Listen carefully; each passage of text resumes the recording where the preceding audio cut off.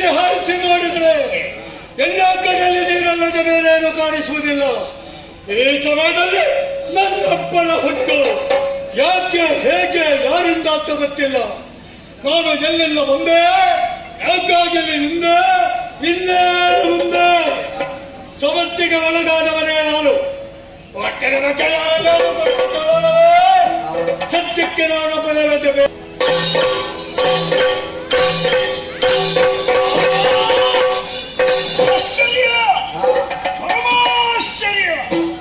ಎತ್ತ ನೋಡಿದರಲ್ಲಿ ಕತ್ತಲೆಯ ಮೊತ್ತ, ಕೆಳಗಿನಿಂದ ಜನರಾಶಿ, ಮಧ್ಯದಲ್ಲಿ ನಾನು ಒಬ್ಬ. ಹೇಗೆ ಬಂದೆ?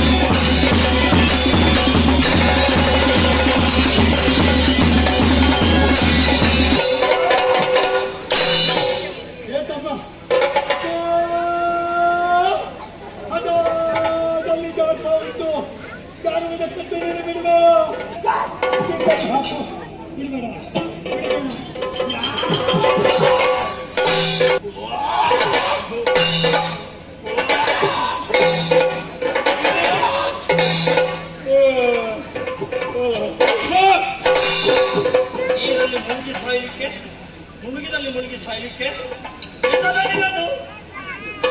ಎದೆಯಲ್ಲಿ ಜಾರುವುದ ಏನು ಕೈಯಲ್ಲಿ ಒಮ್ಮೆಲೆ ಮೇಲಕ್ಕೆತ್ತಿ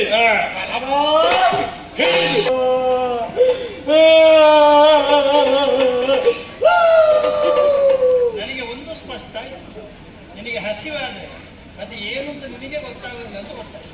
ಈಗ ಗೊತ್ತಾಯ್ತು. ನಾನಂತದ್ದು ಹೆಣವಾಯ್ತು. ಹೇಳಬೇಕಾ? ಎಂತದ್ದು? ಅಂದಿನ ನೀನು ಬದುಕಿದ್ದಂತ ಗೊತ್ತಾಯ್ತಲ್ಲ. ನಾನು ಜೀವಂತವಾಗಿದ್ದೇನೆ.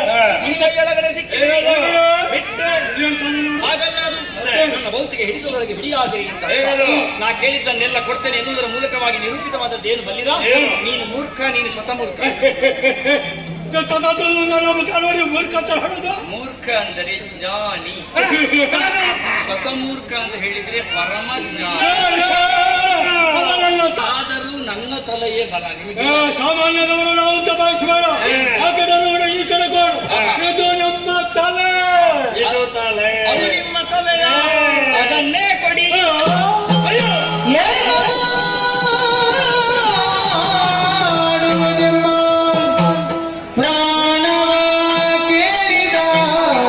ಹೇಳಿ ಪ್ರಾಣವನ್ನು ಕೊಟ್ಟವೆನ್ನಾದ್ರೆ ನಾವೆಲ್ಲರೂ ಜೊತೆಯಲ್ಲೇ ಸಾಯುತ್ತೇವೆ. ಮತ್ತ ಬದುಕು ಹಾಗೂ ಇಲ್ಲ, ಇಂಥ ಸಾಯುವ ಹಾಗೂ ಇಲ್ಲ. ಅಯ್ಯೋ ಅಯ್ಯೋ ಅಯ್ಯೋ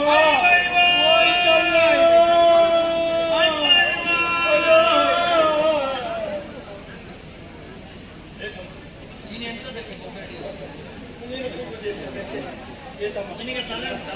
ಏಕಮ್ಮ ಗೊತ್ತಿದ್ದೇವೆ. ಅಪರಾಧ ಬಾರದೆ ಇರಬೇಕಾದ್ರೆ, ಪ್ರಾಣ ಕೊಡಬೇಕಾದ್ರೆ ಎಷ್ಟಾದ್ರೂ ನನ್ನ ಪ್ರೀತಿಯ ತಮ್ಮನಲ್ಲಿ ಕೊಟ್ಟ ಮಾತಿಗೆ ಬೇಕಾಗಿ, ಅದು ಕೂಡ ನನಗೆ ಬೇಕಾಗಿ ಜೀವವನ್ನು ಕೊಡ್ತೀಯಾ ತಮ್ಮ. ನಾನು ಜೀವ ಕೊಟ್ಟರೆ ನೀನು ಪ್ರಾಣ ಕೊಡ್ತೀಯಾ? ಇಲ್ಲ, ನಾನು ಬರ್ತಿದ್ದೇನೆ. ಅದು ನಿನ್ನಂತ ದೊಡ್ಡವರು ದೊಡ್ಡ ಪ್ರಾಯದವರು ಪಕ್ಕ ಸಾಯುವುದೇ. ನಿನ್ನಂತ ದೊಡ್ಡವರಿರುವಾಗ ಸಣ್ಣವರು ಬದುಕಿ ನೀನು ಸಣ್ಣ ಅಲ್ವಾ, ಸಣ್ಣ. ನಾನು ಒಬ್ಬನೇ ಅದು ನನ್ನ ಶಕ್ತಿದ್ದಾಗ ನೀನು ಜೀವ ಬಿಡುವುದಿಲ್ಲ, ನಾನು ಕೊಡುವುದಿಲ್ಲ. ಈಗ ಮಾಡುವ, ಅಲ್ಲ ಉಂಟಾ? ತಲೆಗೆ ಸ್ವಲ್ಪ ಕೆಲಸ ಕೊಡುವ. ಉಪಯೋಗಿಸು. ಕೇಳು, ನಮ್ಮ ಪ್ರಾಣವನ್ನು ಪಡೆಯಬೇಕು ಅಂತ ಇದ್ರೆ ಈ ನೀರಿನಲ್ಲಿ ಒಂದೇ ಒಂದು ನೀರು ಹನಿ ನಮ್ಮ ದೇಹಕ್ಕೆ ಸೋಂಕದ ಹಾಗೆ ಅದೇ ನಾನು ಮತ್ತು ನೀವು ನಮಗಿರುವ ಸಂಬಂಧ ಏನು ಎನ್ನುವುದನ್ನು ನಿಮಗೆ ತೋರಿಕೊಡುವಂತಹ ಜ್ಞಾನವನ್ನು ಒದಗಿಸಿಕೊಡುತ್ತಾ ಇದು ವಿರಾಟ್ ರೂಪವನ್ನು ತಾಳ್ತಾ ಇದೆ.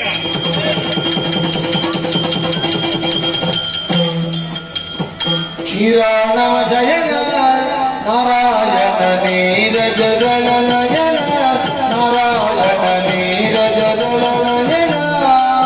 ತಿಳಿಯದೆ ಅವರ ವಾರದ ಕೃತ್ಯವನ್ನು ಎಸಗಿದವರೇ ನಾವು. ಆ ಸಮಯದಲ್ಲಿ ನಿನ್ನ ಪರಮ ಭಾವನವಾದಂತಹ ವಿಶ್ವರೂಪವನ್ನು ತೋರಿಸಿದೆ.